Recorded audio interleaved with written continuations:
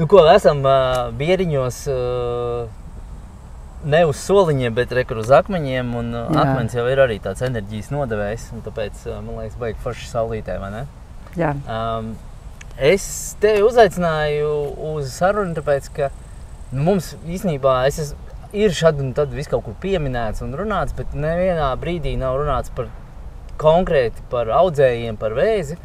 Un tēma ir īstenībā salīdzinoši nopietna un svarīga, tāpēc, ka, man liekas, Latvijā ir pilnīgs čauši to, ne? Un kāpēc es tevi esmu uzaicinājis? Varbūt tu vari pateikt, kas ir tas, kas tev dod, nezinu, kaut kādas zināšanas un papildus iemaņas un prakse un varbūt pat izglītība. Kāpēc tu vari par šito runāt? Jā, nu, standartā jau tas ir tā, ne, ka mēs vienalga, kurā valstī beidzam visnotaļ, teiksim, medicīnas akadēmijas, teiksim, Latvijā mums ir RSU un LO, es pabeidzu RSU, tālāk ir rezidentūra, es kļuvu, vienkārši tā varbūt 2 vārdos, kļuvu par onkologu ķīmijterapeitu, un tad, protams, sākās visādi, jau tad sākās, nu, pēc 6+ gadiem medicīnā, nezinot, teiksim, neko par medicīnu, bez nekāda tāda background medicīnā vai ģimenē un tā tālāk, vienkārši interesēja medicīna un cilvēks un tā tālāk. Un tad, jā, radās vienkārši paralēli jautājumi. Viņu vēlās un palika īsumā laikgaitā lielāk, un tad tā kā strupceļš parādījās, un tā kā beidzot rezidentūru. Un tad vienkārši nācās, toreiz arī jau bija jau pieejams YouTube, sāku meklēt, sāku lasīt un sāku interesēties, un tad pavērās tā kā vēl vesela pasaule. Un tagad jau laika gaitā ir pagājuši jau vēl kaut kādi gadi, dažādas izglītības, dažādi meklējumi, kā vēl tās zināšanas integrēt labāk un labāk, nekas jau nav beidzies.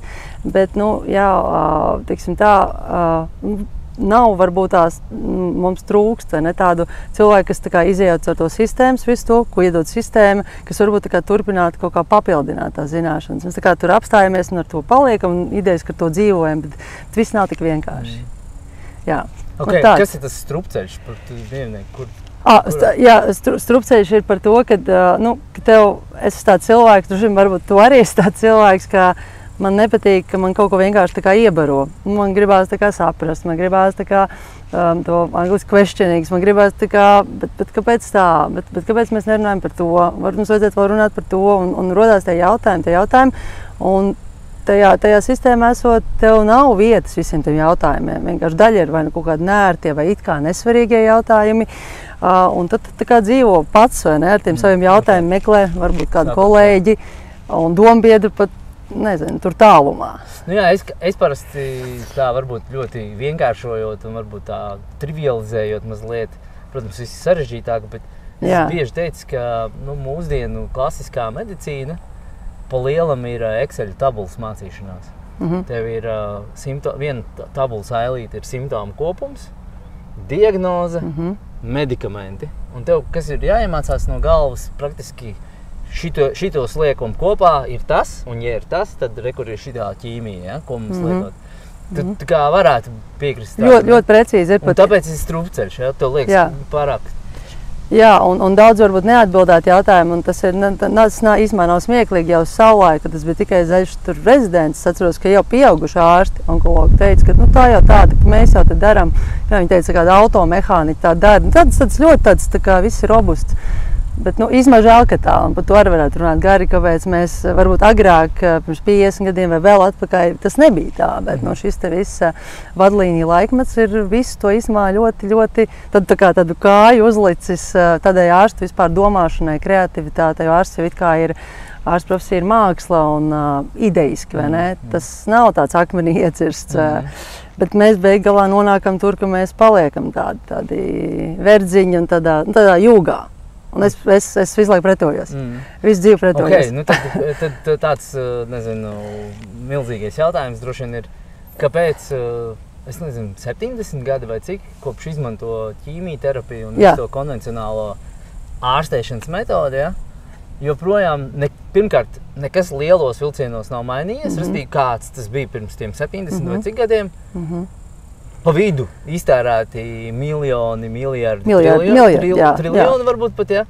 Un beigās mēs esam to pašu darām, un to pašu tikpat neefektīvi, kā tas bija jau pašā sākumā. Kas ir tam iemesls, un tas ir tas strupceļš, es tā pieļauju arī zināmā veidā. Jā, nu tas ir Es nezinu, es liktu tur tādas divas galvenās tēmas, par ko es parasti domāju. Viens varbūt man visu laiku ir tā sajūta, ar ko atšķirās standarta pieeja, ko es arī mācījos, protams, un ar ko atšķirās varbūt citi tur mani kolēģi, dombiedri, skolotāji pasaulē. Tajā varētu teikt integratīvā sfērā ir tas, pirmkārt, tas drausmīgais tas baiļu faktors, jo, manuprāt, arī, tā varētu teikt, tā vienkāršot runājot, man arī varētu teikt, ka potēji, ka vēzis, tas ir šausmīgi, vai ne? Tas ir šausmīgi, daudz pat negrib dzirdēt par tādu diagnozi, un tā ir nelaime, un tā tālāk traģēdija. Mēs to skatāmies tā ļoti tādu baiļu vadīti, un varbūt kaut kā tās bailes, man šķiet, ka viņas arī dzīvo tajā sistēmā, jo, ja nepalīdzēs šitas, tad Dievs, tad ko mēs tur vēl varam? Nākamā ķīmijterapijas līnija, un tad pacients paliek arī tā kā novājinātāks.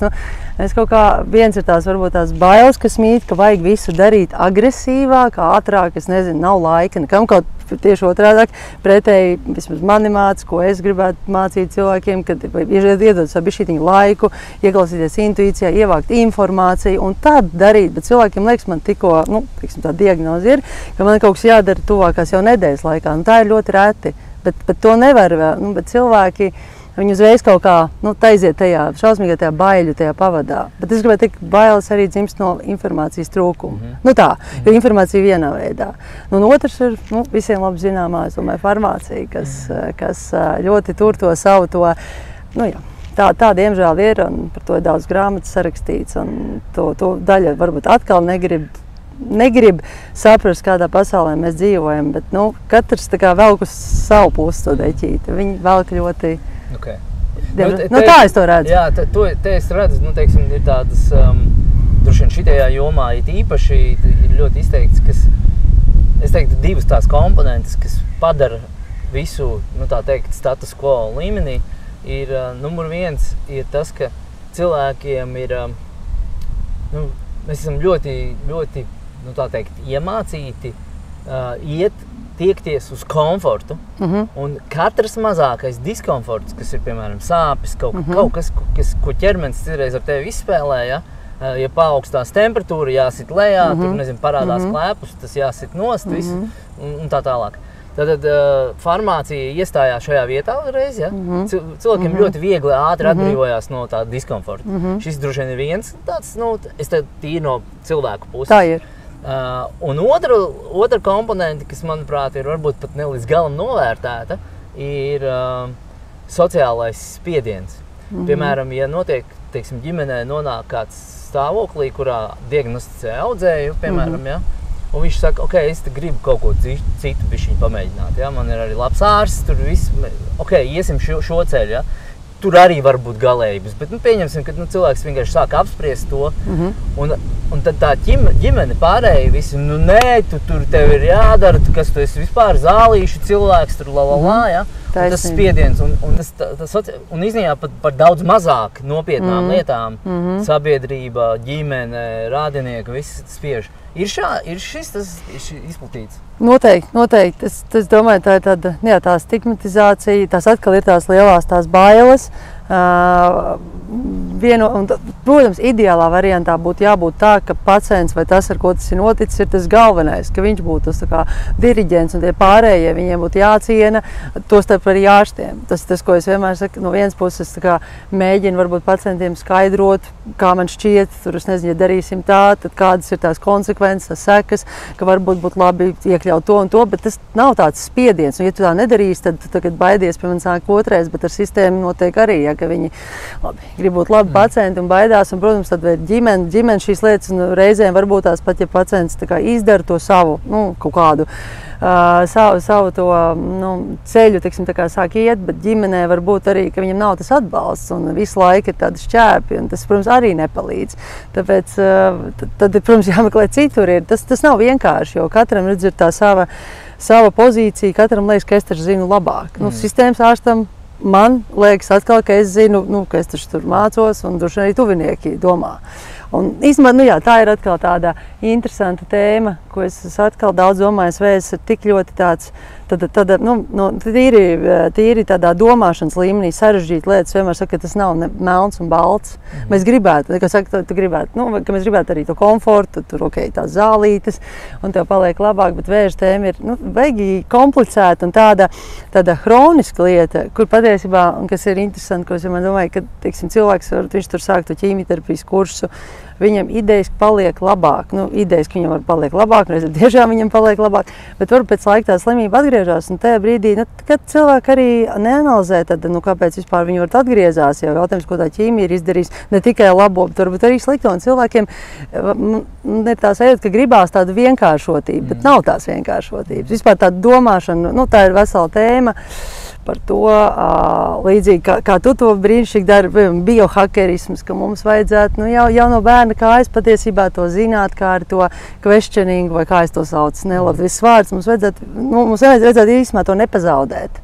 Jo, ja mēs pazaudējam to stīgu, tad ir diezgan grūti sākt domāt tādā komplicētā brīdī, kad vēl tā diagnoze un jāsāk ir medīt informāciju un likt viņu kopā un neaiziet tajā, kaut kādā vienā grāvī.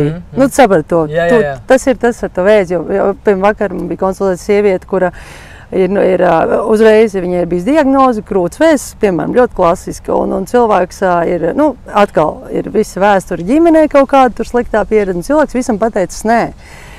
Kas no vienas puses, lielākoties nav labākā, diemžēl tā pieeja, jo, protams, laikam ejot vēzis turpina tur lokāli progresēt, un tad jau neviens viņu vairs negrib operēt, un mēs nonākam atkal, grūtībās, ja.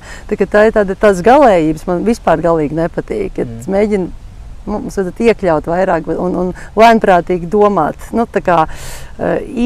izvērtēt tās lietas, ja. Bet, pēc būtības jau tagad sanāk, tad es teiktu, šito mēs tādā ievada kategorijā vēl tā vispārīgi parunāt. Bet, teiksim, kaut vai tās pašas ideja par to, ka tas, ko tu sauc par questioning, un es viņu sauktu par izzināšanu, vēlmi izzināt visu laiku. Un kaut kādā ziņā, ja ļoti daudz, ja ne pat pilnīgi viss, kas saistās ar cilvēku veselību, ir atkarīgs no tā, kāda ir cilvēka attieksme pret lietām. Ja? Un faktiski tajā ārstēšanas momentā pat nav runa vai to, ka mums ir pietiekams finansējums tur no valsts puses vai ne. Šis jau nav vispār par naudu vai par kaut kādu tādu, bet par to, cik, kā nogādāt šo te domāšanas primāru lietu, ne tikai tam pacientam, bet arī tiem visiem pārējiem. Jo iedomājies, kā sanāk tur, nezinu, Tētim diagnosticēja tur vēzi, prostatas vēzi, un tad bērni tur sarunājuši tur šito ārstu ar to. Viņam pat nejautā, tur vienkārši ved, mēs te šito te, bet kaut kā tas dialogs, kaut kādai sarunai jau jābūt. Tas nemaksā naudu obligāti. Taisnība. Tas varbūt arī, kad sistēmas līmenī, tad bieži vien, kas ir, ko atzīmē droši vien daudzi pacienti. Tas divas lietas, kas man nepatīk noteikti visvairāk, un tas ir, manuprāt, atkal īsumā pretrunā pret īsumā to ārsta ētiku, ja tā paskatās, kā mums mācīja sākotnēji, pēc tam nāk it kā tās vadlīnijas, un beiggalā, normālā situācijā ārstam būtu jābūt gan empātiskam, gan tādam cieņpilnam pret pacientu, jo tā ir viņa veselība, viņa dzīvība, pārstam varbūt atkal savus viedokļus, savus domgājienus, bet viņam būtu jāciena, un tik bieži tā sajūta, ka, diemžēl, pacienti baidās no ārsta, un tas tā nevajadzētu nebūt, bet tas tā ir. Un tā kā it kā skaistās labās grāmatās ir rakstīts integratīvās vēža grāmatās, visur pirmais teikums ir, kad jūs saņemat šo diagnozi, tad sāciet ievākt informāciju, meklējiet konsultantu numuru 1, 2 un tā tālāk. Un tad, ja jūs ejat pie ārsta un ja ārsts jums nav sadarboties spējas, jo viņš neciena jūs, ja viņš neieklausās jūsos, mainiet ārstu, bet atkal tas ir skaisti grāmatā, bet praksē. Cilvēkam tas atkal ir tāds, tāpat kā pateikt, mainiet ģimenes ārstu, vienam liekas, tas taču tik sarežģīti, tieši tāpat viņš ar to ārstu sāk, kā tas tagad tā, īsumā varētu tikt pret sistēmu, bišķi nav tā spiediena, tāpēc viņi var darīt tā, kā viņi dara, kā viņi dara, kā viņi pieraduši. Nomēl no Google, ko tu tagad man ar Google nāc, un tā. Un tie jautājumi bieži vien tiek noslaucīti, vai viņiem jāsaka, nav vietas, nav laika, un mēs nonākam tajā situācijā. Tad ir ģimene, kas vai droši vien arī, varētu teikt, tomēr tas nav arī vieglākais, jo ģimenē pašai droši vien vajag atbalstu, pareizi, un arī pašam pacientam vajag, un ģimene nevienmēr arī spēja, jo tur tie īsavienojumi veidojās. Es domāju, ka te vajag vēl kaut kāds cilvēks, vai profesionāls, vai mums ir daudz un tās atbalsta grupas, kas ir forši. Mums ir dzīvības koks, mums ir organizācijas, kurās vismaz pacienti var tikties. Tā niša bišķiņ attīstās. Protams, saka, viss ir arī bišķiņ no katra paša atkarīgs. Jā. Nu tā. Okay, tā vēlme izzināt savu veselību un tos procesus, tas ir jāpazīst. Cik tev vispār liela ir tā problēma Latvijā? Ar onkoloģiju? Ar onkoloģiju, jā. Gan globāli, gan droši vien Latvijā šī tēma nepazudīs, kas ir droši vien sliktā ziņā. Un viņa noteikti, progresē, teiksim, tā kā laikam ejot, jo redzams, ka mēs no tās dabas, no kādiem dabas pamatlikumiem patiesībā esam attālinājušies. Mums ir ļoti grūti atgriezties pie viņiem, jo atkal tas no vienas puses tas ir gan labi, gan slikti. Atkal mēs par to vienmēr tā domājam, ka cilvēka ķermenis ir tik adaptīvs, vai ne? Viņš it kā var izturēt ilgi. Tas veids nerodās vienā dienā, tas ir reizēm gadi. Līdz ar to tas organisms ir vilcis, viņš ir izturējis, tur viss kaut ko pārdarījums, bet vienā brīdī ir tas klikšķis, ja? Un tas ir tas, kad tik daudzos līmeņos sanāk, mūsu tā dzīve ir tāda, ir bijušas mās labas grāmatas par psihoterapeits sarakstīts par tādu, tā kā viss ir jādara tā kā pret gravitāciju. Tā gravitācija dara vienu, bet tev īstenībā visu laiku ir jāizdara savas apzinātās izvēles. Tāpat tās lietas svaigā gaisā, lai domātu par uzturu, par ēdienu kvalitatīvu un tā tālāk, par attiecībām, par darbu, par miegu, par visu. Bet darba devējs nevienmēr domā par tevi, veikals arī nedomā par to, kas īstenībā labākais tev. Un tad tie visi šie jautājumi, laikamets tehnoloģijas, medikamentu patēriņš pat nerunāsim. Tas, ko pieminēju. Šis, ko tu tagad stāstīji, es teiktu, to atstāsim vairāk uz beigām, to ideju, ko tu sauc par gravitāciju, es saucu par entropiju. Jā, tieši tā, sistēmas entropija. Un tas tāds vairāk varbūt noslēgumam, bet tad kopumā ir slikti un kļūst sliktāk. Tātad ne tikai mums nepalīdz tās sistēmas, kuras ir izveidotas, lai it kā ārstētu vēzi, tas ir viens, kas nepalīdz, bet otrs ir tas vispār problēma kā tāda kļūst aktuālāk un nopietnāk. Cik tad ir cilvēki Latvijā, kas šobrīd ir, oficiālā statistikā? Tas ir labs jautājums. Es precīzi nepaskatījos statistiku, mēs ieliksim droši vien iekšā ļoti daudz.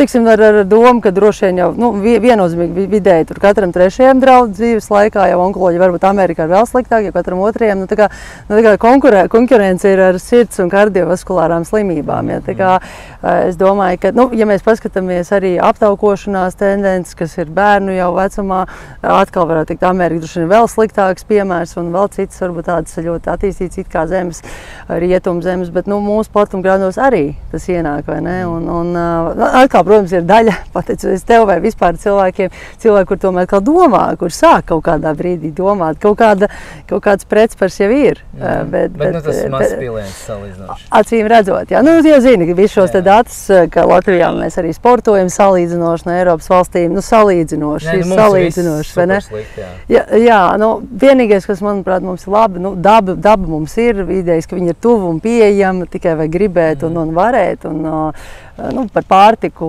kaut kādā mērā arī mēs varam vismaz dabūt sezonāls un zemnieki tur sagādāks labums. Tiksim, varbūt nav viss sliktākais gadījums, ja?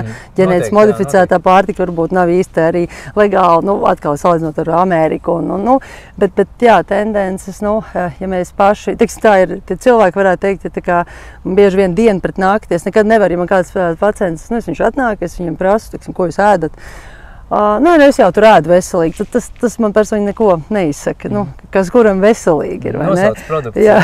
Jā, tieši tā, tāpēc viena veselīga kādu dienu paliņam un tad kartupeļi. Tikai 2 aliņi dienā, jā, tieši tā, vai tur pakustēties varbūt nedēļas nogalē. Arī kustos, jā.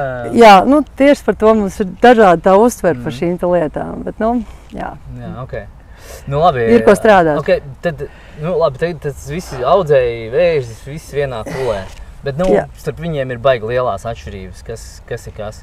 Kas ir tās lietas, kuras varbūt ir izplatītākās un kā vispār iedalīt un atšķirt, kādi ir tie audzēju veidi, jo piemēram, viena lieta, ka tev ir, tur kaut kāds kunkulis vai ķermenī ir viens, ja? Bet, ja tev ir, piemēram, ādas saucamais vēzis vai tur, nezinu, asins vēzis, ja, tas jau tomēr ir kaut kas pilnīgi cits. Varbūt tu vari īsumā kaut kā ieskicēt. Jā, nu varbūt tādā dziļi, ja mēs tā no tāda integratīvā skatpunkta skatāmies, tad īstenībā, jā, cilvēki ļoti grib to diagnozu. Ne, man ir prostatas vēzis vai krūts vēzis vai kolorektāls vēzis vai kuņģa vēzis vai smadzeņu audzējs vai tieši tā asins audzēja, leikos, leikēmijas, leikos, respektīvi, limfomas. Vai mielomas, bet īstenībā tādā dziļākā līmenī skatoties, tas jau viss tā kā atritinot to kamoliņu, tie iemesli un cēloniskumi visdrīzāk, ja tie nav varbūt bērnu audzēji, kas ir tiešām tur dziļi pārmantot kaut kāds nejauks gēns, kas ir, tā ieperinājies, bet tie ir salīdzinoši ļoti maza kategorija. Pārējie tomēr ir, lielākais vairums saistīti ar dzīvesveidu un tā tālāk, un tad kuram, uz kuru to vājo zonu varbūt tas sit, un droši vien, kad, tas, protams, ir kaut kādi, es teiktu tā, tie hormonāli atkarīgie vēži, varbūt dominē, teiksim, prostatas, krūtsvēzis, arī kaut kādā mērā kolorektālais, plaušu, un par tiem hormonālā to ietekmi es gribēju pateikt to, ka es par to ļoti daudz tiem pacientiem runāju, ka jāsaprot, ka hormoni nav tikai mūsu pašu. Vai, piemēram, es varu aiziet pie ginekologa, viņš var nozīmēt man kaut kāds papildu hormonus, pirms sievietei, bet ir vēl vides tādi kreisie hormoni, kas varētu būt svešie, visādi svešie estrogēni un vielas, kas atkal ir vides piesārņotība, ūdens un tā tālāk, viss, kas atkal nonāk mūsos. Un tas arī noslogo mūsu hormonālo sistēmu un kaut kādā brīdī var būt tas tā kā pilieniņš, kas triggero to, teiksim, impulsu augt sliktām šūnām.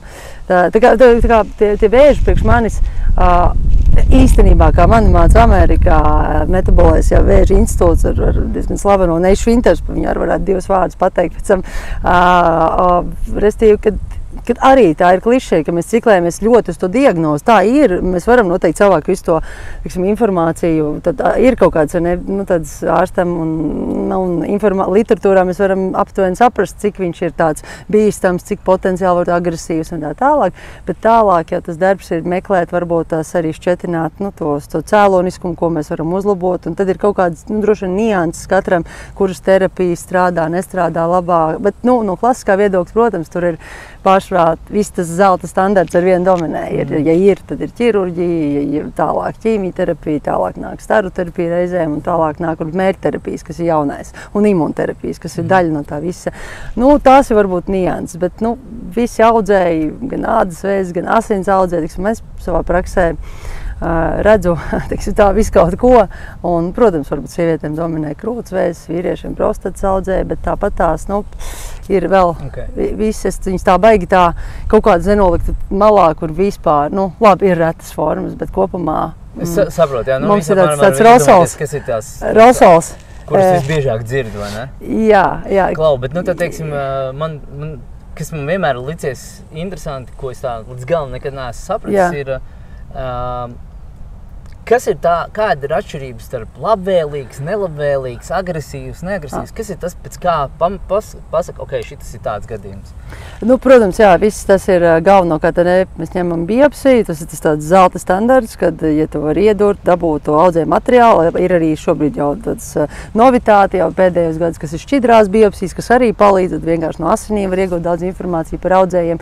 Un tālāk jau, protams, tur pat histologs, kas ir gudri cilvēki, tad viņiem ir uzdevums to visu tur izvērtīt, izskatīt un tad iedot secinājumus, varbūt kāds ir tas audzējs. Tā ideja ir tāda, pieņemsim, ja viņam liek, ka viņš ir tā kā grade 1, ka viņš ir tādā pirmajā tajā diferenciācijas pakāpē nobīdē no normas, tā kā viņš ir tā kā varbūt mazāk agresīvs. Tā ideja tāda, ka jo vairāk viņš būs līdzīgs veselai šūnai, piemēram, tur kaut krūts vēža audzējs no krūts vadiņiem, duktāla karcinomu, kas varbūt tā kā daudz neizsaka, bet no vadiem radies epiteliāls audzējs, un tad attiecīgi viņam tur ir G1, G2, G3, ir kaut kāds klasifikators, un tad attiecīgi, jo vairāk viņš būs izmainīts, jo tālāk tā šūna no tās normas, jo vairāk viņam būs tas agresivitātes potenciāls, bet tad vēl agresivitātei arī nāk noteikti blakus kaut kādi, kādi citi statistiskie faktori, kaut kāds gēns, kas ir vai nav mutējis, pieņemsim kāds gēns, kas varbūt sargā, vai gēns, kas varbūt tās tieši provocē audzēju augšanu, ja viņš tur būs aktīvs. Bet kopumā tā ir tāda mazliet tomēr ar subjektivitātes tāda piesitiena.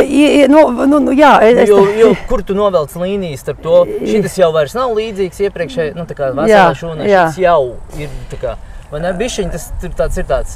Viennozīmīgi. Un es atkal no sava integratīvā skatpunkta vienmēr domāju par to, ka man varbūt tas ir tikai tas papīrs, jā, tas ir varbūt tie sākotnēji dati, bet pēc tam atkarībā no tā, kādas būs terapijas, kāda būs iekšējā vide, inner terrain, angliski sakot, ja, ko mēs darīsim, kā cilvēks atkal izturēsies pret sevi, kā viņš menedžēs visu šo procesu, tas arī ļoti ietekmēs, jo vēzis var palikt agresīvāks, laika gaitā no visām arī standarta terapijām, un tad tā ir vēl viena tāda problēma tēma, tad jo vairāk tu īstenībā ārstē, ja tu ilgstoši ārstē 11 gadu, 2, viņš, teiksim, ķīmija, tas nebeidzās, tāpēc, kā audzēs progresē, jo vairāk, diemžēl, tā agresivitāte viņa, laika gaitā viņa progresē. Tu pieminēji histologus, es saprotu, tu neesi histologs. Nē, es esmu onkologs, jā. Bet es domāju, ka tev savs arī droši vien varētu būt skatījums. Tas, ko es esmu skatījies un pētījis par vēzi, par audzēju, mazliet no citas rakurs un varbūt pat savā ziņā pilnīgi cits skatījums, kas vispār ir audzējis un vēzis. Un tā ideja par to, ka, kā mēs skatāmies, tās ir mutētas, bojātas šūnas, kuras tagad vairojās, un jo viņas vairāk savairojās, jo mums izveidojas audzējs. Ja? Tā ir klasiskā pieeja. Tā ir klasiskā pieeja. Tagad jautājums ir par to, ka, šo analoģiju neizdomājis pēc, bet man ļoti patika, un ideja tāda. Tagad tagad runa ir par to, kā šūnas dalās un kā viņas šo te šūnas kodolu nodod tālāk un gēni pāriet un tur mutēts un viss tam līdzīgi. Tagad tev saka tā, un kas interesanti, ka viņas daudz ātrāk vairojas, nekā tur parastās šūnas. Jā. Un tagad tev parāda, kur ir mašīna, visi sarūsējusi, bez riteņiem, motora nav, un tagad tev pasaka, klausies, šitā mašīna brauc 100 reizes labāk nekā, nezinu, Tesla. Un tu tā domā, man liekas, tas sajūtas prātā. Un ja tagad iedomājies, ka ir tagad kaut kāda bojāta šūna, tāda, pilnīgi čau šūna, tā kā tā mašīna, un tev saka, zini, viņa sāks vairoties vēl ātrāk un labāk nekā veselās šūnas. Un tad kaut kā tas nelīmējas kopā. Un ja mēs paskatāmies jau to, kā tās chromosomas un viss pārējais, tad tur nav variantu, kā to varētu piedēvēt kā šūnu dalīšanās, bet gan cits process ir tur noticis, kāpēc tas vispār tur parādās. Kā tev šis ko tu par to var komentēt? Tas var par to divām lielām, varētu teikt, cumftēm, vai tad atkal konvencionāla pieeja, kad mūsdienu arī visi tie, man liekas, kas vēl dabūja Nobel prēmijas, teikuši te zinātnieki, ka tas ir just bad luck, jā, tev apmēram nepaveicās, ka tieši tā kaut kas sāk dalīties, tad arī tas tieši tā turpina dalīties, un ja neko nedarīs, viss būs slikti, bet, protams, praksē mēs redzam tieši tā gadījums, kur varbūt cilvēks neko īstumā nav darījis, jā, viņam vēzis ir konstatēts, varbūt vizuāli vai kā, un viņš dzīvo, vai ne? Tas vēzis tur ir, bet viņš varbūt netik ļoti ātri progresē, kā varbūt, sistēmā mēs varētu tā domāt. Un otra lielā šī, ko tu pieskāries, teorija vai apkārt, tur ir liels tas konflikts ar to, ka kur tad ir tā, tāpat kā vistola, vai tas ir vienkārši tā kā genoma, visas šīs mutācijas, viņas ir traki daudz, un vienmēr sakot, un tāpēc arī varētu teikt tā, kāpēc mēs nekur netiksim, droši vien vēl pēc 5. Es domāju, ka mēs nekur netiksim ar klasisko pieeju tīri, tāpēc, kad nebūs tie, atveseļošanās brīnišķīgi gadījumi 4. stadijās uz ilgu, es domāju, uz 23 gadiem tā tālāk, tāpēc, ka, ja tas ir tās ģenētiskās tās mutācijas, kuras tur ir ļoti daudz, mēs mēģinam it kā atrast tur kaut kādu vienu mērķu preparātu, bet ir jau vēl citas mutācijas, viņas atkal, viņš ir ļoti adaptīvs tajā savā vājprātā, mutācija veidošanā, veidojas jaunas, veidojas rezistents, un tu netiec, tas nav tas, bet tā dziļākā, tā otra doma ir, ka viss varbūt sākas jau tajā šūnu, nevis tajā kodolā, tajā genomā, bet tajā, kas ir apkārt, tajos mitohondrijos. Tur ir varbūt dzirdēts slavenais Tomas Seyfrieds, tāds Bostonas zinātnieks, viņš ir tāds liels, kurš ar saviem laikabiedriem daudziem ir parādījis, kad īstenībā tur ir interesanti tie dati bija. Tad to es arī kādas lekcijā saku, ka, vienmēr sakot, ja tu paņem, ir vesela šūna un slima šūna, un ja tu, teiksim, pārstādīsi, teiksim, slima šūnas šo te kodolu veselā šūnā, nekas nenotiks. Bet ja tas mitohondrijs, ja tā apkārtnī tiks iedot un tur tiks ielikts vesels šūnas kodols, vienalga viņi paliks par vēža šūnu. Tāpēc tas ir tāds big breakthrough, kā varētu teikt, tāds lielais valis, kas tāpēc integratīvā nozara no tās puses, no mitohondriālas veselības puses, tad mitohondrija tie mazie vai ne šūnu enerģijas tā kā avoti, kad ir ražo enerģiju, kas mazie labie citplanētieši, kuri tieši tā ir palikuši defektīvāki, un tad notiek tas cits process, vienmēr sakot, tas, ko Otto Warburgs arī varbūt dzirdētais, ja tur jau sen jau atklāja, ka tā aerobā glikolīze, vienmēr sakot, vēža šūnas sāk kreisā veidā fermentēt cukuru, jo viņām nestrādā tie mitohondriji. Nu jā, un caur to tieši tā, ka tās šūnas patiesībā viņas nav tik trakas, kā viņas mālē. Tā ir taisnība, tās bailes un viss. Manās smadzenēs, tas, ko tavs piemērs arī labs, manās smadzenēs tas ir vairāk, bet tas tiešām tā ir, ka viņas ir tā kā tāds suns, kas ir norāvies no ķēnes, vienmēr sakot, viņš neklausa organismu pavēlēm, kas ir varbūt tā ir tā bīstamība, jo viņš tiešām neklausa, viņas nemirst, viņas tā kā sita ar pletni vai viņām saka, ka ir jāmirst, viņas nemirst, viņām ir tas. Bet tas nav tā, ja tu viņām nepiedos tos, kā saka, nepiedos viņiem, kā saka, to skābekli, tad tas nenotiks tik ātri un tik traki, bet tās bailes cilvēks atkal iedzen uzreiz tajā, kad tūlīt viss būs slikti. Īstenībā tā nav. Mēs varam nosaukt, mēs varam paņemt, kas varbūt daļā arvien netic un nezina, un sistēma arī, man liekas, reizēm par to tā neviens nedomā, bet praktiski visiem vēža veidiem var atrast ilgdzīvotājus. Tas nav tā, ka tas ir viegli, bet ir bijuši visādas situācijas, nenormālākās, smagākās. Kas ir pēc tam dzīvojuši 30 gadus tādā, kas ir vispār varbūt pēc tam ar citām lietām. Ja? Okay. Nu labi, ja mēs tagad par to kas tad ir, ja jau pieņemsim tā mašīna, tā mēsla mašīna nevar braukt ātri, tad šeit droši vien jāuzdod jautājums, kas tad tā mašīna ir, kāpēc tad tur tas veidojās, ja? Un es teiktu, ka vispār iespējams, ka vēža ārstēšanā mēs droši vien netiksim, tas ir tad mana pilnīgi amatieru versija, bet ideja, kāpēc mēs vispār netiksim uz priekšu un vispār jebkuru slimību ārstēšanā, ir tā maldīgais priekšstats, ka mēs to, ko ķermenis dara kā terapeitisku procesu, uztveram kā slimību, un tajā brīdī, kā mēs viņu mēģinam izārstēt, kas īstenībā ir normāla, vieda reakcija, dievišķā inteliģence, kā mēs gribam ar to tikt galā, tad mēs arī nekur nevaram tikt. Un vēža gadījumā pēc būtības, kas ir šīs šūnas, kuras izskatās kā mutējušās, tās ir faktiski dēļ toksīniem, dēļ ārējās vides, tie paši hormoni vispārējais. Tās ir vienkārši šūnas, kuras ķermenis saka, šitas mums ir, mēs metam miskastē. Bet tā problēma ir, kāpēc ne problēma, bet ja mēs paskatāmies, ko tu darītu, piemēram, ja tev mājās, teiksim, ir miskaste, vai ne? Tu atvilks un tur stāv miskaste. Tagad iedomājies, tu vienu dienu atnāc mājās, tu redzēji pa visu māju izmētāt miskasti. Ko tu dari pirmais? Paņem maisā saliec un noliec atpakaļ, saliec stūrī. Tu atnāc nākamajā dienā atkal izmētāts viss. Ko tu dari? Ieliec atkal maisā. Tev tikai vienreiz divos nedēļās brauc miskastes mašīna. Tev uzkrājās tie maisi, vai ne? Izrādās tev pasaka, tur, tā kā Itālijā bija miskastes mašīnas un firma streiko. Tā kā nebūs. Man liekas, tas stāsts Itālijā, ka tur bija vienkārši viņi ieauguši tādā miskastē, ja? Un tev pēkšņi ir liela miskaste, tu no sākuma sanesis kaut kādā garāžā, tur iespējams šķūnī. Un tad, kad tev vairs nav šķūnī, tad tu tur viņu sāc likt jau virtuvē, kad tur vairs nav vietas, tad tu jau sāc istabā likt. Un to mēs saucam par metastāzēm. Un vienkārši šobrīd jautājums ir tāds, ka nevis, ka tas audzējs būtu tas sliktais, bet ķermenis gudrs būdams, nevis pa visurienu atstāja miskasti, bet savāc vienā vietā un gaida to veidu, kad varēs kāds beidzot iznest to visu. Un tas ir tas, kā es to redzu.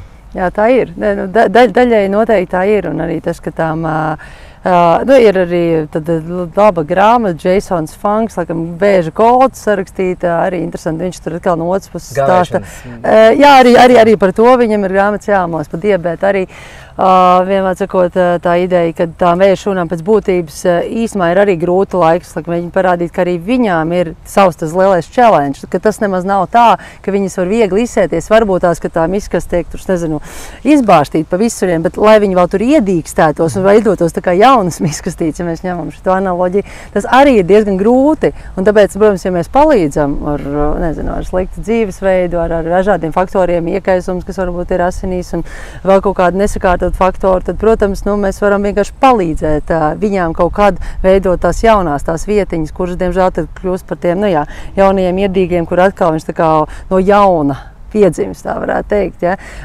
Tāpēc tas ir, protams, tā, ka man uzreiz pārdomas, ka mums, protams, visi katru dienu, visiem to droši vien cilvēki zina, kad katru dienu pareizi mums veidojās kroplās kreisās šūnas. Es reizēm domāju par tādu piena fabriku, kur vajag piena paciņas, un taču kāda ir nepareizi, to vienkārši savācam, izmetam. Tā ir mūsu imūnsistēma. Jā, un tāpēc, ja mēs tā kā vairāk spodrinātu savu imūnsistēmu, nenokautu arī viņi dažādos veidos arī par to var parunāt detoksikācija, kas notiek tādā ziņā caur atslodzēm, caur vēl kaut kādām lietām. Melatonīns, miega hormons, ir daudzas lietas. Miegs kā miegs ir šausmīgi svarīgi. Jā, vislielākā tīrīšanas. Tieši tā, un imūnsistēma ieslēdzās. Un tā kā vienmēr noteikti tu par to daudz runājas uzmanīgi lapseni, pie tāda simpātiskā, parasimpātiskā nervu sistēma, par to pašu sirds ritmu variabilitāti, kur tad mēs esam, kur vispār ir tie, vai mūsu nervu sistēma, jo ir tā, vai ne, psiho, neiro, imunoloģiskā un vēl endokrinoloģiskā, viss tā, tas ir kopums. Vai mēs ļaujam viņai būt? Ja mēs skrienam tajā savā adrenalīna ikdienā non-stop ar varbūt iespējams pat sliktu vai nekvalitīvu miegu, tad tas ir liela, tas ir tāds. Un tad vēl nāk, kā tu saki, toksīni, uzturs un kaut kādas citas lietas. Tas varbūt ģenētiskais komponents arī noteikti. To var vienmēr pārskatīt un īstestēt. Man ir arī savas bišķiņas skepsi par šo ideju, par ģenētiku, jo ģenētika ir tāda laba atruna? Labs veids, kā līdzīgi, ko dara diagnozes bieži vien, ja? Es nesaku, ka viņas tur būtu liekas vai kā, bet bieži vien diagnozes un arī šī ģenētiskais aspekts, un tas saucamais bad luck, ja? Ir tāds ļoti labs rīks, kā ieviest cilvēkam upuru domāšanu. Tu neko nevari, tev nepaveicās tev tādi gēni, ja, un tam līdzīgi. Un man šis kaut kā nekad nav līmējies īsti kopā.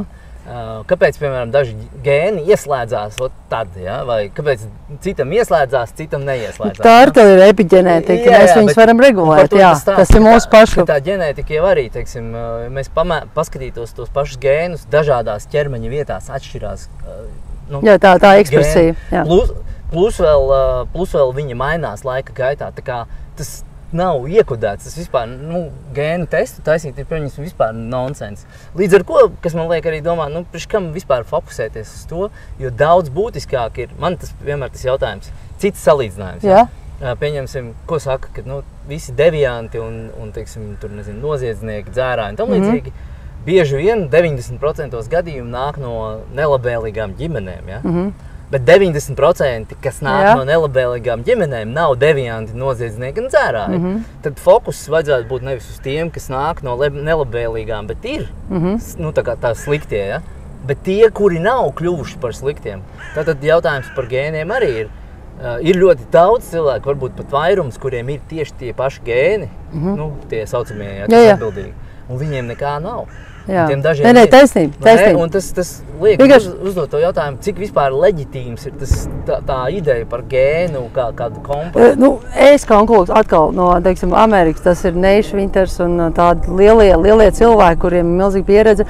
Institūti, tur ir tāds smuks sauklis, test, assess, address, never guess, latvisko testē. Tas nav tikai par gēniem, bet vispār kopumā mēģina saprast, izzināt un izvērtēt un nekad neminēt un tad izdarīt. Tas ir tā kā individualizētāks uzturs, individualizētāks. Vienkārši mēs, tā kā tāda karta, tā kā tam, kā tā sauc, cilvēki, mēs ir detektīvs. Varbūt vienkārši tos stūrīšus, tu vari tā kā pārbaudīt. Pārbaudīt, vai tajā zonā, tiksim, tad tieši tā kāds gēni noteikti no nolemtība, un arī ļoti interesanti visi šie te klasiskie piemēri atkal, ja mums ir braka gēna mutācija, kur piemēram Angelina Jolie ir abas divas krūtis sev, šiem dēļ, laikam, es nezinu, vai arī ginekoloģija kaut ko, es to neatceros, bet vienos, ko ir izņēmus, kas tāds atkal radikāli pieeja, kur mums ir sliktais gēns, bet ir citi dati par dažām tautām, kur dominē šie te gēni un viņi neslimo. Tas ir interesanti, tas būtu jāpēt, vai atkal šie gēni tiek pakļauti vēl citiem lieliem gēniem. Tā kā viņi ir saistīti, ka mēs idejas, ka atkal ar savu dzīves dzīvesveidu varam šo te epiģēnē, mēs varam, ir viena laba lieta, vienmēr selēns, bet tas tā, selēns ir tāds gēnu atbalstītājs, viens no top, bet jebkurā gadījumā, kā es saprotu, gēnos, es kā reizēm taisu gēnu testu, bet tā nav tagad tā kā tieši, lai meklētu upuru lomu, drīzāk, lai izslēgtu, lai saprastu, vai mums ir kaut kas tāds nopietns, kuru bez pieskatīšanas mēs, tā kā, ir vienkārši reizēm cilvēks, ka kaut ko vajag atbalstīt vairāk. Vienkārši labi, tā ir informācija labi zināt.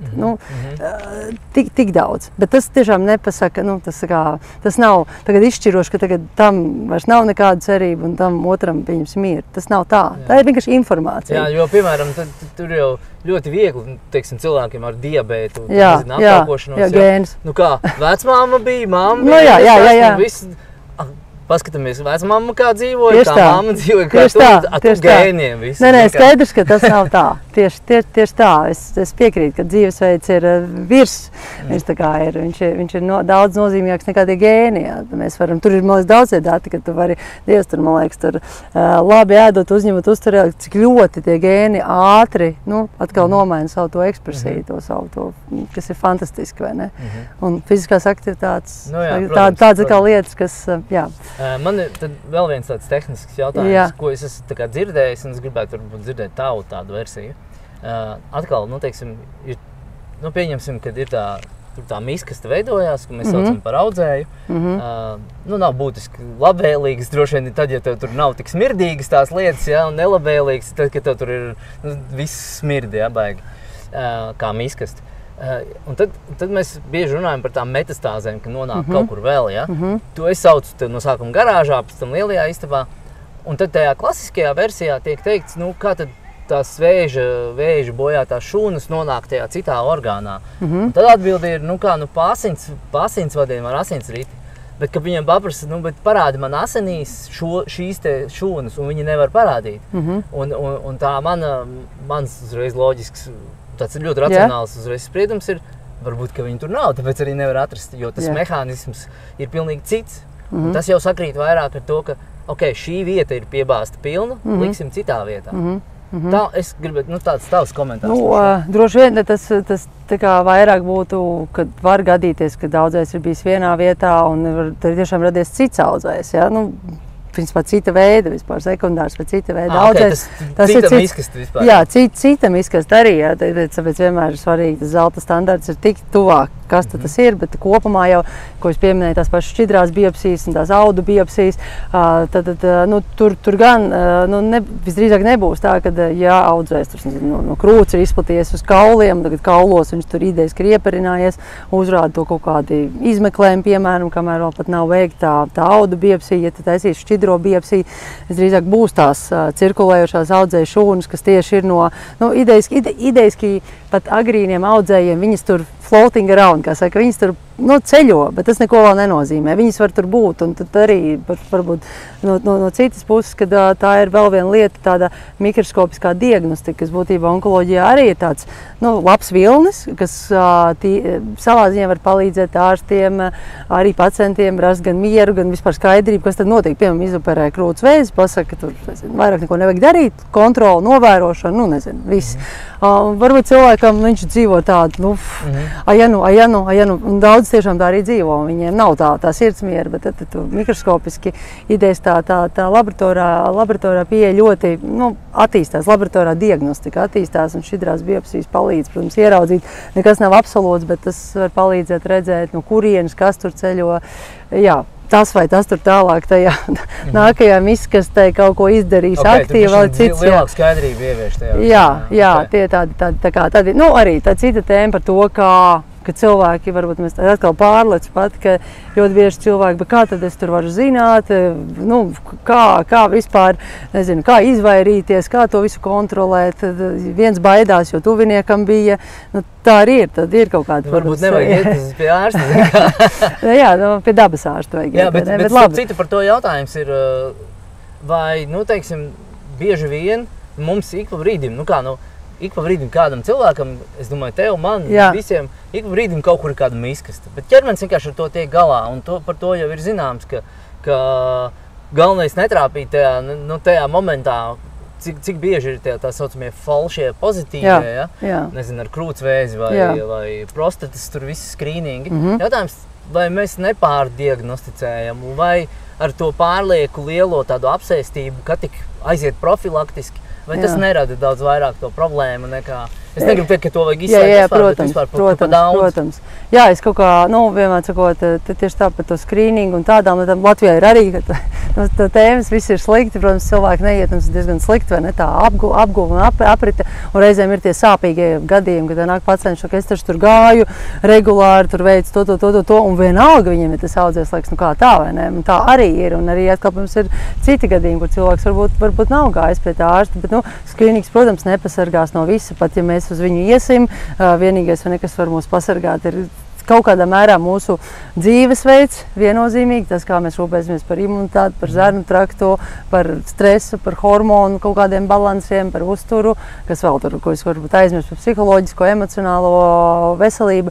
Bet jā, tas ko es gribētu teikt, kad skrīnings ir dati par to, ka reizēm mēs noteikti, varbūt, ka pārārstējam, bet atkal sistēmā dzīvo šīs tās varētu tikt tās bailes. Sevišķi ir zināms, ka Amerikā ir tāda data, ka iatrogēnija, kas ir ārsta izraisītas vai nepareizas ārstēšanas vai ko, izraisītas bojāējas, un viņi ir 4. mirstošākā lieta pasaulē.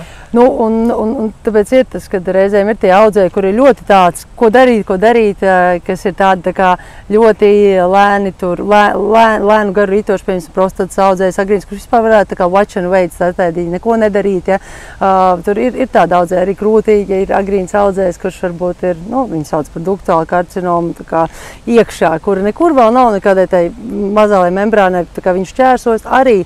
Un tur ir tā, tas, manuprāt, mēs vispār kopumā pārārstējam, tā vēl viena tēma jau tur, kur varbūt vajadzētu ārstēt, bet tur nāk viss tas smagais protokols. Reiz ir profilaktiskā ķīmija, tā ir arī tēma, tāpēc, ka neviens neņem datus, kā būtu, ja cilvēkam varbūt izoperētu to veidojumu, ja viņš, veikt kaut kāds intervences dzīvesveidā, viņš tik tur novērots, un viņam tāpatās būtu labi. Visdrīzāk arī daudzos gadījumos būtu.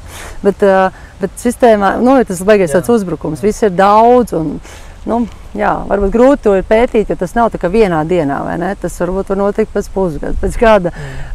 Tas ir arī naudas izmaksas droši jautājums, vai kurš ļauj vispār, kaut kādu citu grupu paņemt. Es tur, protams, pārārstējam, bet arī no tā viedokļa, ka, cilvēkam dzirdot kaut kādas lietas, ka ir šī pēkšņi stress un tad neziņa, un tad, kas pats par sevi jau tas saucamais baltā ķitelīša sindroms, ka cilvēkiem uzrāda augstu asinsspiedienu, bet tikai ārsta kabinetā, un, protams, viņš dzer savas zāles, jo viņš jau citu nezina. Tā ir, tas, es, protams, vienmēr mēģinu it kā no tās pozitīvās, no tās prizmas, un vienmēr liecies, ka arī audzējiem var daudz ko darīt, un gala rezultāti patiesībā tā ir, bet tur jau tā lieta, ka mūsu tā domāšana, tur, kur mēs iestrēgstam, tas noteikti daļā gadījumā tikai mums pa sliktu, vai ne? Un tad, piemēram, es vienkārši pieminēju savu institūtu vadītāju, Neiša Vinters, kurai bija tur 19 gados termināls olnītes vēzis, tagad vispār viņu vienmēr uzņēma slimnīcā un pateica tur kaut kāds, jauns internists vai kas viņu skatīja to laiku, viņš ar asarām acīs, saprat, ka tur neko, apmēram, tur sagaida Ziemassvētkus, tur bija dažas nedēļas, un ka būs viss, un tika viņi ārā no tās slimnīcas bez neviena tāda pieskāriena no konvencionālās puses, jo, tur ir ļoti interesants stāsts, ka cilvēks gan 5-4 nedēļas neēda, tāpēc, ka viss tur bija pilns ar šķidrumu vēderā un viss bija bloķēts, un ar to sākās atveseļošanās ceļš, bet kas ir interesanti, ko es, protams, atkal, kad to iedziļinies detaļās, tad tu saproti, ka tur ir kaut kas arī par cilvēku prātu, jo cilvēks vienā brīdī ļoti sagribēja dzīvot, viņš bija ļoti motivēts. Viņam, atzīmot, es domāju, ka tas, ko tā pasaule jau mums atsaucās, tā kā mēs laikam domājam, un tāpēc, ja mums tā perspektīva būs tāda, ja viņa ir tāda, ka 4. stadija viss ir slikti un, kad jāgatavojās, ir jāraksta testaments, tad tas ir viens ceļš, un to nevar, tas ir kaut kāds tāds darbs, vai ne? Un tad man reizēm liekas, ka reizēm, ka tā laika ir pa maz. Varbūt es nonācu tajā situācijā tā pēkšņi, kur nav daudz laika tagad domāt un, vai ne, tur pusgadu mēģināt. Tas, kas ir tevī, tas ir. Tas ir loģiski iedomājies, tev ir pilna māja ar tām izkastes maisiem. Un tev saka, labā ziņa ir tāda, ka pēc 4 mēnešiem mēs sāksim atkal izvest pār to asu atkritumus, vai ne? Bet tev jau 4 mēnešus nozīmē, ka jādzīvo dienā. Tāpēc es, piemēram, saku, ka loģiski kaut kā izvedam pirms, vedam uz būvgriežu atkritumiem vai ko, kas nozīmē, teiksim, izgriezt vienkārši brutāli, jo tas jau tā spiež uz orgānu, ja, tur, citreiz uz smadzenēm, citreiz uz to orgānu, vienkārši jau tīri geogrāfiski aizņem pa daudz vietu, loģiski skaidrs, vai ne? Un tad tiekam galā, ja, un es arī savā ziņā redzu, ka tāda klasiskā medicīna un ar visu to zāļu un visu šo te diskomforta samazināšanu, ja, mēs tieši runājām arī ar migrēnu, par migrēnu, ka tev ir jānonāk līdz kaut kādam daudz maz funkcionālam stāvoklim. Teiksim, ja mēs sakam, jānāk dabā staigāt pa zemi, bet tu nevari to fiziski, tāpēc, ka tu esi tik slims, ne? Tad tu vismaz tiec līdz kaut kādam normālajam stāvoklim, tādam ciešamajam, lai tad tu varētu pieiet tām visām saucamajām veselīgajām lietām. Jā, bet tas uzreiz atmiņās ir ļoti slavena. Man tāda viena sāpīgā tēma, ka ir tik daudz labas literatūras, kur vajadzētu izdot latviešu valodā. Tā kā mums ir grāmata izdevēja, mums vajag daudz vairāk labas literatūras, jo vairāk viņas būs, jo cilvēkiem būs varbūt foršāks. Tā kā Silvija to tieši tā, Silvija ir grāmatas, bet tagad vēžu tēmā ir daudz grāmatu. Viena varbūt neižu grāmata arī tiks iedot ka viņa tiks translēta uz latviešu valodu, bet vēl bišķiņ jāpagaida, bet citas grāmatas ir vēl citas grāmatas, un tad atceroties tādi, teiksim, ir citi ārvalstu centri, kurus pazīst, kur, teiksim, viņi uzņem pacientus, un pirmais, ko viņi dod, tās ir angliski runājušās zemes, bieži vien, viņi dod ir tāda ļoti slavena Kelly Turner, tāda pētniece, varbūt ir dzirdēta no Amerikas. Viņa ļoti interesanti, ka viņa, laikam, kaut kāda sava tā, studija ietvaros, viņa bija jāveic kaut kāds pētījums, un viņa izvēlēs vēžu publiku, un vienmēr sakot, viņi sāka vākt un meklēt tos gadījumus, kur izveseļojušies, angliski saka against all odds, kuriem ir izdevies. Man liekas, ka mums Latvijā ir viena dāma, Līga, kur ir studējusi, viņas tajā kaut kādā jau tur tālāk tiek mācīti mentori,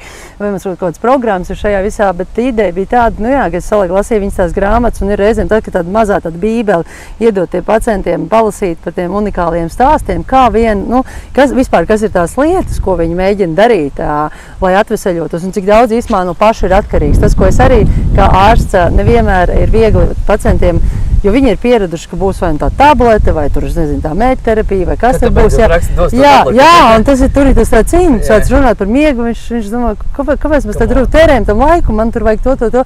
Bet, ka viņam iedot to empowerment, lai viņam būtu tas spēks, un jo vairāk viņam būs, jo labāk. Un vienmēr, tas, ko tu saki par to neiešanu ārā, es atceros, ka tur bija kaut kāds, man liekas, piemērs ļoti smagu kaut kādu, vaikam, kakla daļa zonas audzējs vīrietis kaut kādā Japānā vai, tajā Azijas galā, kurš nevar iziet no mājas, tur augstcelt, nedomājas, tur nekā laba nav. Viņš vienkārši sāka zināt, kā ar katru rītu celties agrāt un vērot, kad putni ceļās. Vienmēr, viņam parādījās no nekurienes, viņš bija melnākajā punktā. Viņš bija atsimzot mājās norakstīts.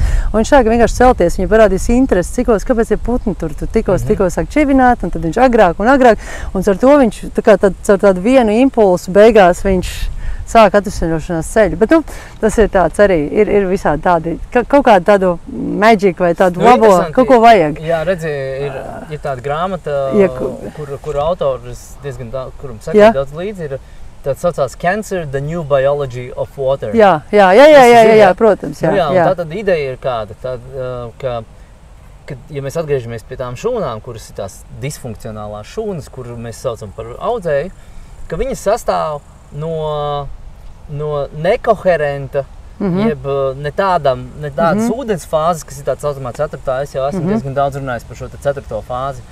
No tāda ūdens, un ka šis ūdens, respektīvi, ir par iemeslu, kāpēc tās šūnas ir tādas.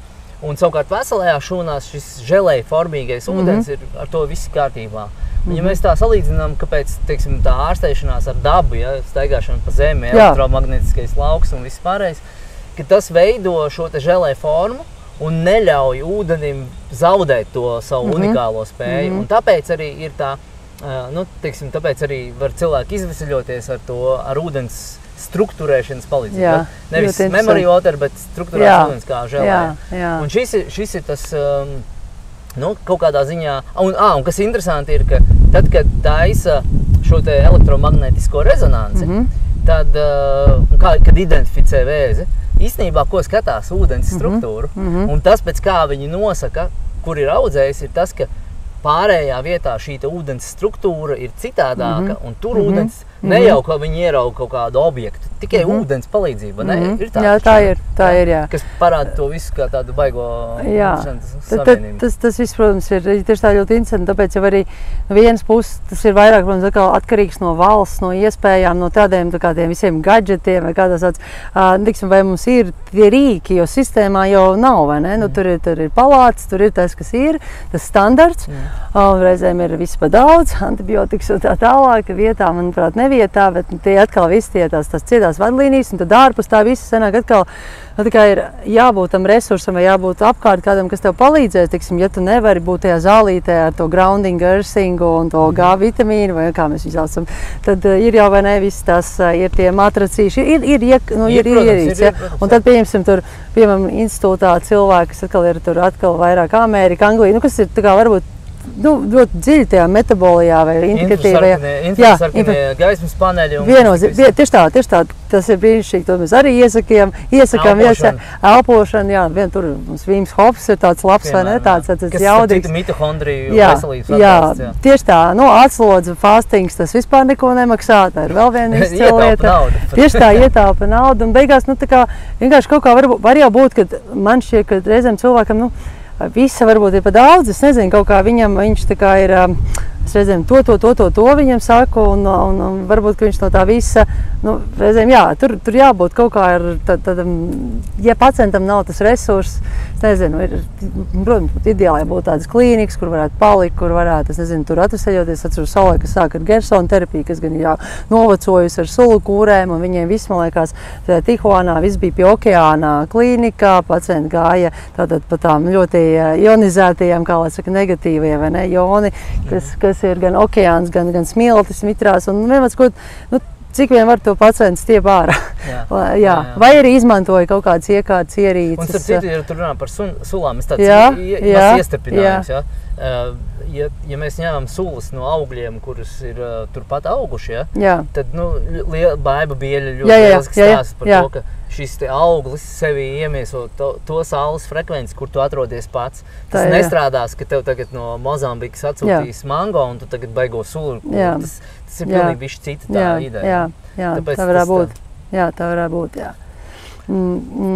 Vienīgi onkoloģijā es tikai iedomājos tāds avokado, kurš aug tur, kur viņš aug, bet tur ir redz kaut kāda bišķiņa tā specifika ar visām keto pieejām diētām, kas jau ir tā kā... Jā, tas bija vairāk tāds komentārs par to, ka teiksim, ja jau mēs runājam par to, ka tas viss ir ļoti sarežģīti, un daudz viss kaut kas, ko var darīt, es domāju, ka tas, kas svarīgākais jau nav par to, ka īstenībā nemaz tik daudz to lietu, ko darīt. Ja mēs runājam par visādākiem gadžetiem, viņi jau ir visi vajadzīgi tikai un tad, ja tu dzīvo, betona mājā, kur tev apkārt asfalts un betons, tev vajadzīgs, bet reāli nekas neaizstāv. Dabā, nē. Un tāpēc 4 lietas vajadzīgas – uguns, ūdens, gaiss, zeme. Viss, Taisnība. Un to darīt ļoti konsekventi, sekot līdzi dabas cikliem, kas ir sekot līdzi, piemēram, kad putni sāk čivināt, kad viņi beidz, kad odi parādās, kad viņi pazūd, un tā tālāk. Ko suns dara? Viņš tikai to vien dara. Es piekrītu, es vienmēr sirdī esmu liels dabas mīlis, un tad es atceros, kad Gersonam tik skaists ir tas teiciens, viņš, protams, tajā saulē, kad stay close to nature and its eternal laws will protect you. Daba mūs vienmēr sargā, un arī, es domāju, viss tāds, varbūt kaut kāds tāds vērīgums, ko gribētu visiem ieteikt, vēlēt, kaut kā apstāties un tie, kas varbūt visu laiku skrien. Ja viņi tiešām visu dzīvi skrien un ir kaut kādi mērķi, Buda vai kas to teica, mēs tur līdz 40 gadiem sačakarējam to veselību, tad mēģinam viņu atkal lāpīt kopā. Tas viss ir, vai ne, diemžēl skumji un garām, liekas, kā tā cilvēki it kā ir inteliģenti. Jā, bet it kā mēs esam inteliģents būtnes, man tā vienmēr liekas, mēs taču esam, mums taču it kā ir tās smadzenes. Kāpēc mēs tā tik apzināti sev vedam savā ziņā, vai neapzināti, vai apzināti, nevar saprast, bet vienmēr sakot, vedam sevi atkal kaut kur pretī nekurienei, un vienkārši ikdienā, tieši tā, ja tu esi tajā dabā, man liekas, tas nav tikai par skriešanu vai tikai par to, tas arī viss ir labi, bet tieši tā vēro to dabu, kaut kāds vairāk izzināt, pētīt dabas procesus, jo viņi ir tik ļoti fundamentāli, vai ne? Tiešām, kad saka suns, es vienmēr domāju, es reizēm mēģināju kādam ieteikt, kāds grib, piemēram, skriet. Es gribu skriet, un man grūti ir, bet pasies suns, viņš jau neskrien tā kā non non-stop. Viņš uzskrien, paskrien, tad to paustās atkal. Varētu kā vairāk caur prieku darīt, vairāk kaut kā tā dabiskāk. Nevis tā kā grāmatā, es nezinu. Cilvēks reizēm aiziet tādās atkal bišķi galējībās, ja? Vai viņš nedara vispār, vai viņš tur kļūst par robotu. Ja nevaru skriet stundu, tad es neskrienu vispār. Jā, apmēram, ja? Ka mēs neesam tādā ziņā kaut kādu tādu to atjaunot, es nezinu, kas tas ir dabas tāds. Es tā vēro dabu un saprast, ka visādi būs labi. Protams, tā jau pat nav sazvērstības teorija, tas diezgan racionāli. Tik ilgi, kamēr valsts finansiālā labklājība tiks mērīta ar iekšzemes koproduktu, tik ilgi būs problēma, jo no kā sastāv iekšzemes koprodukta pieaugums. No katras iztērētās naudas vienības par jebko, pilnīgi par jebko. Un tik ilgi, kamēr cilvēkiem maksās par veselību, kamēr karš ienesīs naudu, kamēr visas šīs lietas, atkarības, viss pārējais ienesīs naudu, tik ilgi to tiks atbalstīts. Tāpēc, ka mums labi ir kotēties tajā starptautiskajā, jo mūsu IKP pieaug par 12%. Wow! Kāpēc? Tāpēc, ka mums pieaug slimu cilvēku skaits, ja? Un skriešana un darīšana un viss tā tālāk. Tā kā tas ir pēc būtības, tas pat grūti savā ziņā ir piedēvēt to atbildību pašiem cilvēkiem, cik ļoti vienkārši tai visai, kā tas tiek veicināts un darīts, vai ne? Un tad tu jau nevari nopelnīt naudu, ja tu teiksi, cilvēks nāks staigāt pa zemi, skatīties saulē, viņš vairs nenāks pie ārsta. Tā ir, jā. Baigi sūdīgi. Jā, bet līdz tam ir vēl tālu, vai ne? Tālāk kosmosam, un tas varbūt ir kaut kur retās nācijās. Tāpēc jau arī tas nav, tā nav atbalstā. Savā ziņā skumji, vai ne? Kad arī, jā, kad kaut kā gribētos, lai tā pasaule ir skaistāka, labestīgāka un tā tālāk, lai mēs esam tur viens ar otru jaukāki un apzinātāki. Bet jā, tas ir tāds smags darbs, lai izlaik kaut kādas šķēršļi jāpārvar un vienkārši to jārēķinās, ka tas arī tā veselība tajā plūdumā, ja tu būsi tajā pasaules ciklā, tajā mainstream pasaules ciklā, nekas labs nebūs. Nav varianti. Nē, jo to jau mēs redzam pēc vēsturiskās trajektorijas. Jo paliek sliktāk, tad līdz ar ko kaut kā jāpārtrauc šis ir. Jā. Varbūt noslēdzošajā ciklā es labprāt gribētu tev pajautāt par citu vienu, kas man liekas fascinējošu tēmu. Pirmkārt, tu esi dzirdējis par jauno vācu medicīnu, kas saucās New German Medicine. Jā. Un doktors Hammers ir tas, kurš tieši caur vēža prizmu nonāca līdz tādai dziļākai psihosomātiskai pieejai, kas ir veselība un tam līdzīgi. Varbūt, ko tu domā par to un kā tas viss sajiet kopā ar tām interesēm, kas tev ir?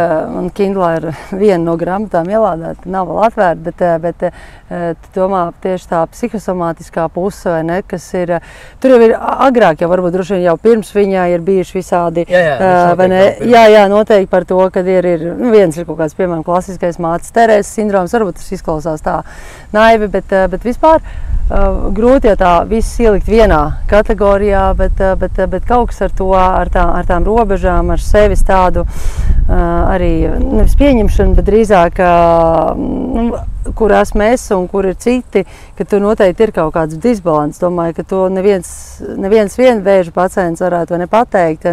Un varētu teikt, lielākoties nenāk agresīvi tādi kaut kādi tādi alfa tēviņi vai tāda veida. Kad vēža pacients, protams, varbūt viens sevi nodarīs ļoti pāri ar cukuru, ar alkoholu un tādām lietām, jā, vispār ar bezmiegu un vispār visādiem toksīniem un sēdošu dzīvesveidu galā, bet ir noteikti daļa, kur šis psiholoģiskais fenomens ir spēcīgs, un man ir tādi karsti, tādi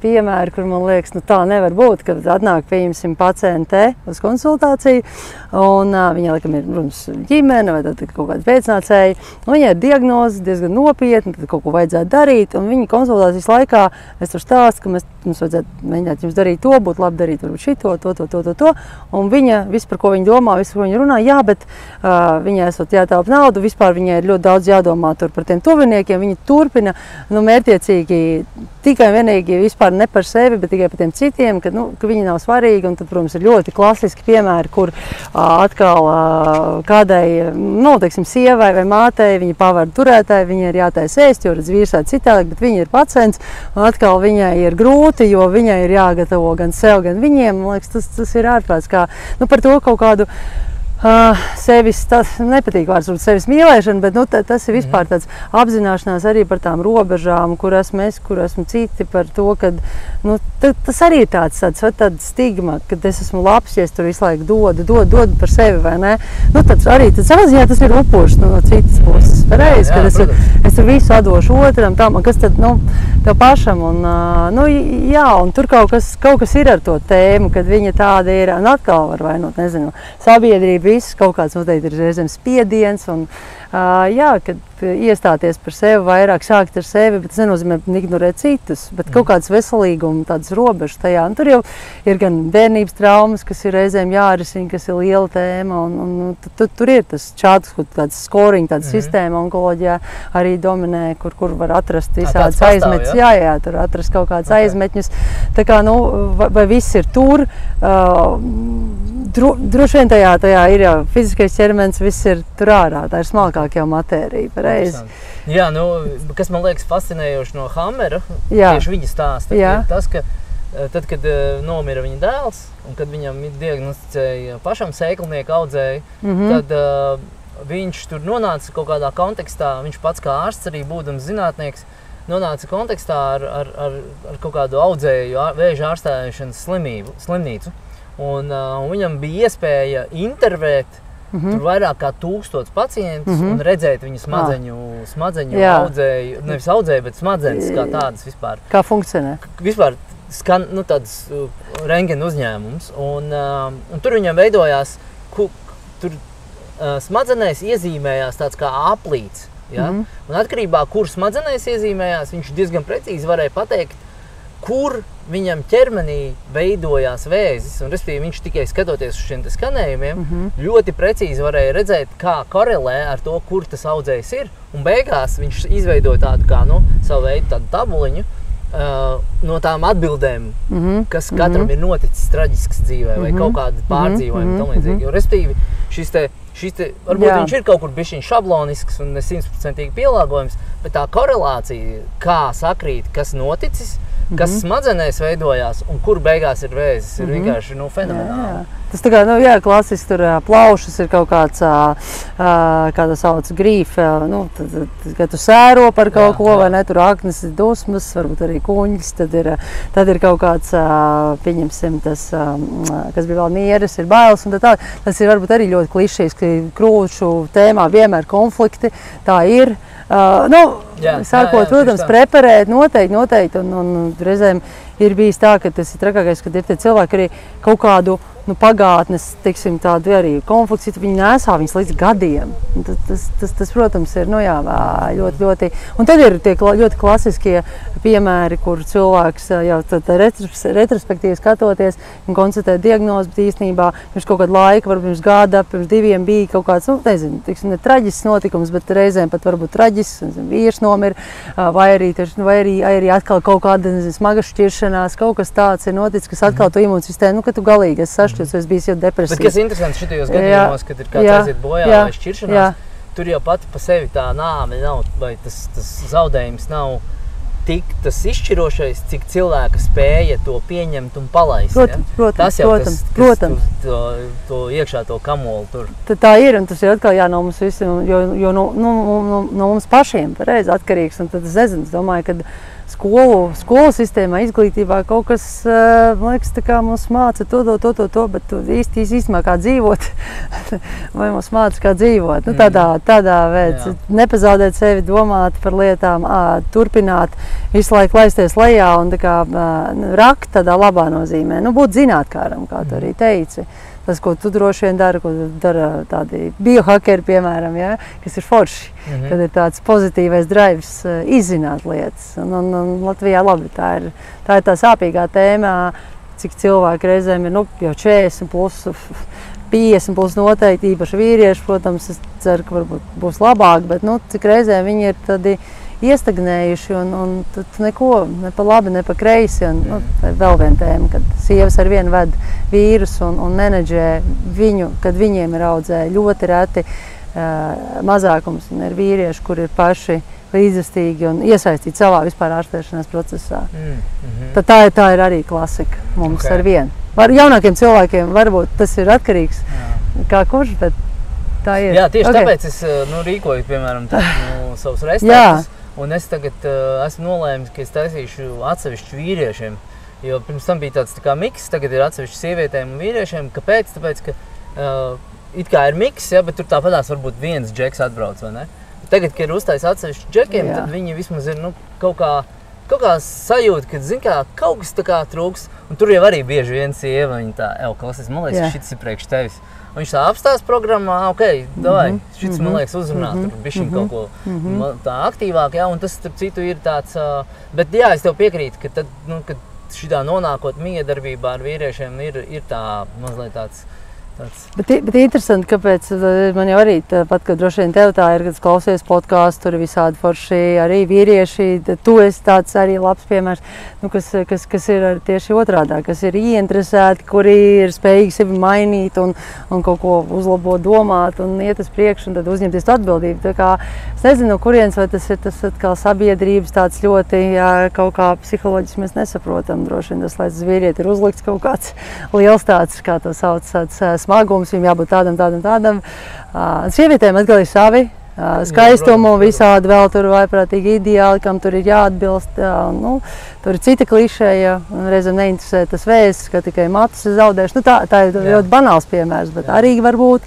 Tā kā, tad kaut kā būt, iejūt, tādiem, kā tas sauc, maigākiem un tādiem, viena pret otru, mēs zinām, gan pret bērniem un tad tālāk jau veidos to sabiedrību. Latvieši ir tādi mazliet skarbie un sevi. Izklausās, tev ir tāds labs, interesants un bišķiņ citādāks skatījums uz visu. Plus vēl tev ir arī, tu tā kā neapvest ap stūri arī par klasisku, man pieņemsim par klasisko pieeju, droši vien var apvest ap stūri, zin kā 1, 2. Es tajā vispār neorientējos, bet tu zini gan to pusi.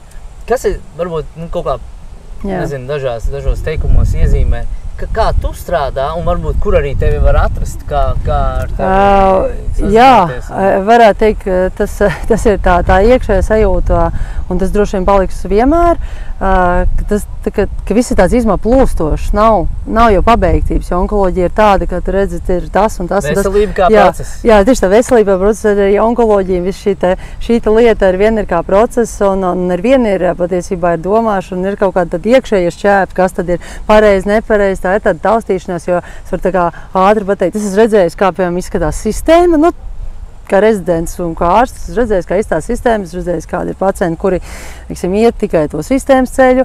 Var arī, protams, mēs jau nekad nezinām, ko viņi vēl dara mājās. Tas ir ļoti interesantais, ir diezgan daudz, it kā medikamentu dod, bet patiesībā varbūt daļa pusi viņi vienkārši met ārā. Dati kādi tad ir, kur tad ir tie objektīvie dati? Tas ir vēl tāds viens tāds, ne jociņš, bet tā vienkārši ir. Un tad, caur Gersons atceros savulaik, redzot, tur bija ļoti tādi tie ārsti, kur diezgan tāds arī sens tāds, varbūt tāda pieeja pārāk arī melnbalta, kad cilvēks saņem ķīmijterapiju, tad mēs jums vairs nevaram palīdzēt, jo mēs vairs nevarēsim jūs tā dziedināt, cik dziļi, kur atkal, tu redzi, ka tikai varbūt ar tādu pilnīgi tādu dabīgo, tu nevari, tas ir grūti. Var gadīties, ka var, un var gadīties, ka var arī tā, bet tas mikslis, un tad tā ir tā jušana, un, protams, paldies ar Amerikas tiem labiem skolotājiem, kas mēģina iedot ar to savu lielo pieredzi un lielo tādu, kā tas saka, kad ir tie dati un tie pacienti, no kuriem tiek visu laiku kristalizētas kaut kādas atbildes, tiek iegūts. Ir kaut kas ļoti labs, ko mēs asins analīzēs varam vērot to plūdumu, uz kuru pusi mēs ejam, uz labo, slikto un tā tālāk. Un, mans visu laiku tāds kopdarbs, tāds mazliet detektīva darbs ir daudz arī interesanti terapija, kuras lēnu garu varbūt tiek integrēts, piemēram, barokamera, ko es iepriekš īpaši nelietoju, kas arī ir žēl aizmirsta lieta, droši vien pa maz utilizēt arī atkal konvencionāla medicīna viņiem baigi neinteresē, bet pēc insultiem, infarktiem brīnišķīga lieta vai brūcēm. Tad arī onkoloģijā savs pielikšanas moments. Tad nāk hipertermija, kas ir karsēšana, kas beidzot tagad ir Latvijā naukšanas, kas ir liela lieta, tai arī būtu jāiestrādājas, bet salikt to kopā ar sistēmu, droši vien sistēma pati neklauvēs pie tām durtiņām. Drīzāk tikai mēs vai tam līdzīgi cilvēki var mēģināt kaut kā likt to puzli kopā, un tad nāk droši vien zarnu trakts, uzturs, imunitātes jautājumi. Mēģināt, es nezinu, vienmēr atceros Ilza Eiselniece, kur vienmēr skaisti saka, ka ārsta uzdevums ir izglītot, un tas pirmais vienmēr ir bišķiņ izglītot, kad vai iedot tādu nezinu, impulsu. Piemēram, vakar atnāca pie manas pacienta, kur bija bijis pirms gada vairāk, ko es tur atceros. Es paskatos lietā, viņi atnāk pie manis, izgājis tur caur ķīmijterapijas kursam un tā, kas bija tā jauki, jo man reizēm liekas, ka varbūt, kāda tad jēga, tā viena konsultācija, cilvēks pazuda, tad ko tad es tur, varbūt iedevu, neiedevu, neko varbūt neiedevu. Beigās viņi atnāk, viņi izvēl vēl savu visus iepriekšējos pierakšus, redziet, doktor, es darīju šito, es saku, kāpēc jūs tur pazudāt, tas ir cits stāsts, ka viņi tur ir atkal sistēmas tādā bišķiņa tajā jūgā un nav izkustējusies, kad vajadzēs, bet kopumā tas cilvēks tomēr, tas ir labi, ka tie impulsi aiziet. Tad man tepat tās Mārupē Tēriņa ielā 9, kur ir klīnika Vesels bērns, tur man ir privāta prakse, tur es esmu, tad būs droši vien zinām sadarbības, tā ir galvenā vieta, tad ir Olīvijas klīnika, Medona platforma, iegublējot var atrast, bet privāta prakse tur ir ēpasts, tu var ielikt komentārus, ja kādam interesē, kur ir pierakstu administratīvais ēpasts un tālrunis, ja nu kas. Un tad arī varbūt kaut kāda sadarbība, protams, uz ārzemēm, tādā ziņā es esmu parādā institūtam. Tas ir tā kā interesanti, kā rezidentūra bišķiņi. Ja tu tur mācies un viņi tev mazliet atbalsta, kas ir forši, tad tu viņiem tā kā, tas nav slikti, tas ir, protams, interesanti. Jā. Tad tu vari ar ārvalstu pacientiem, varbūt tu vari, kuri labāk saprot jau to drēbi, bišķi ir vieglāk, jo viņiem ir tā informācija. Viņi jau nāk ar, sagatavotāki, viņi lasa un viņi zina, bet es negribu nolikt, tas nav tā, ka Latvijas pacienti ir reizēm unikāli tādi piemēri, kā cilvēki grauž to literatūru, mēģina, un ka Latvijā arī kaut kā iekustināt mazliet to, jā, bet es jau neesmu ārsts, es jau nesapratīšu, tā ir medicīna, bet tādā tas ir ļoti daudz grāmatu vai informācijas, kas kā ir priekš pacientu orientēta. Kas man liekas forši ir, kāpēc man liekas ir vērts, tad, ja ir tāda vajadzība, ceru, ka nav vajadzība griezties pie tevis, ir tā ideja par to, ka ārsts izglīto, ja, jā, es, piemēram, tagad, kad es runāju ar Karīnu Zaņģi par migrēnām, man arī par to vispār nulli bildi tāda, ja. Un ir skaidrs, ka migrēnas šobrīd ir autonomās nervu sistēmas izraisīta problēma. Un man tajā pašā momentā, kad es to sapratu, man likās, cik labi. Man liekas, tā ir laba ziņa. Tāpat kā, manuprāt, tā ir laba ziņa, ja tu saproti, ka audzējs ir tikai adaptīvs mehānisms un tā nav kaut kāda un mēs pat zinām, bad luck, ka tas nav bad luck un tie visticamāk nav gēni, bet ka tā ir, nezinu, mitohondriju nespēja kaut kā ar to visu tikt galā, bet mēs ļoti labi zinām, kā var mitohondrijas trenēt, ja? Mēs zinām ļoti labi, kā var uztrenēt autonomo nervu sistēmu un līdz ar ko tikt galā arī ar migrēnu, ja? Cilvēkam 20 gadus migrēnu. Un tā ir, manuprāt, laba ziņa, un tāpēc tā ir tāda augstākā mēra ārstēšana vai, tā kā ārsta štele un kaut kādās Āfrikas ciltīs ir tādas situācija, kad tas šamans, kas tas ārsts tajā ciematā ir, viņam maksā, ja viņam nav darba. Ja? Un tas ir arī viss, tā mums arī vajadzētu darīt, vai ne? Jā, tas būtu skaisti, ja tas tā būtu, jā. Okay. Bet katrā ziņā tas tiešām tā ir, kad mēs varam daudz un pats pacients noteikti var darīt daudz un varbūt tā ticība un tā kaut kāda tāda, tas ir tas, tā kā man saku, tā kā politikā, kad lielā partija ir, kas visu laiku virza tajā virzienā un diemžēl saka, tā tur ir, nedod Dievs 6 mēnešus, tas ir vājprāts, jā, tādas vārdas, nekad neņem utē, cik jums tur ir atlicis, tas ir slikti. Taču ir tie gadījumi, kad pasaka 6 mēneši, nekas nav, bet viņš tik un tā nomirst, ja? Jā, tieši tā, tāpēc tā iedvesmo to cilvēku, protams, realistiski iedvesot, bet iedvesot, jo tu nekad nezini. Un, ir daudz tādu to rīku, ko mēs mēģinām darīt, bet tas ir process, un tad reizēm tiešām to var redzēt. Man gribētos tā domāt, ka tie pacienti, kas ir bijuši ar mani, vai kas iet kaut kādā mērā kopā, un tas ceļš visu laiku attīstās, arī no manas puses, tas informācija, mēģinājumi kaut ko salikt kopā, jo tu esi viens Latvijā, un diezgan nav tās forši, kad būtu ārsts, kam ir 10 gadu pieredze, kas tev forši tur atbild, viņi ir tur kaut kur tur ārā, tas ir grūtāk, bet, kad es redzu, ka tas vairs tā nenotiek, ka tas audzējs, tā pēkšņi neuzsprāgs, kad viņš, ja tu dari tās lietas vairāk, tajā toolboxā tad ir tas, tad arī viņš ir vadāmāks. ja neskaita kaut kāds ļoti agresīvs, nezinu, jā, ļoti kaut kādas tādas, teiksim, sliktas situācijas, kuras jau varbūt saknē ir ļoti sliktas. Nē, tu smadzeņu audzēs, tu tur jau... Jā, bet arī ar tiem cilvēki, arī ar tiem, tur ir diezgan daudz pagaidām arī pozitīvi gadījumi, kuri ārprātīgi labi strādā, darbojās un arī pasaulē. Tā kā gribētos uz to tiekties, dabūt. Tas arī droši vien iedvesmot vairāk kā ārstu, ka var. Jo salikt to puzli pareizi un iedvesmot to pacientu un redz. Tā kā var. Tā kā dāmas un kungi, Linda Brokāne, Tēriņu ielā. 79. Jā, tā kā paldies. Paldies jums, paldies tev. Jā, paldies. Bija prieks.